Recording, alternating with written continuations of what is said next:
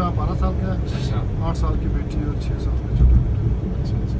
वो जिसकी आई site week है वो 6 साल वाला है। हाँ वो 6 साल वाला है। अच्छा अच्छा। बाकी दोनों बच्चे ठीक है। अल्हम्दुलिल्लाह इसकी इम्प्रूव हो रही है। अच्छा हाँ, काफ़ी नीचे आ गई है इससे। अभी इंशाल्लाह 6 को फिर बता एक और अपॉइंटमेंट अच्छा। डॉक्टर क्या कहते हैं इंशाल्लाह। इम्प्रूव से कैसे क्या कर रहे हो उसमें? ये वो कहते हैं कि असली हो जाएगी। हाँ अभी छोटे बच्चों की होती इस है टाइम जो केसेस है वो होती है, क्योंकि अगर कंट्रोल करें इसको ग्लासेस से तो माइनस 13 से -9 पे आप अच्छा तकरीबन 1.5 से 2 साल से हर 6 माह के बाद ग्लासेस चेंज करते अच्छा। हैं। अभी और हलीम आपके? ये 3 बेटे एक बेटी है। माशाल्लाह। बड़ा बेटा कितना है? GCSE का एग्जाम दिया उसने, किस चीज़ का? 16 ईयर का। 16 इयर्स का। अच्छा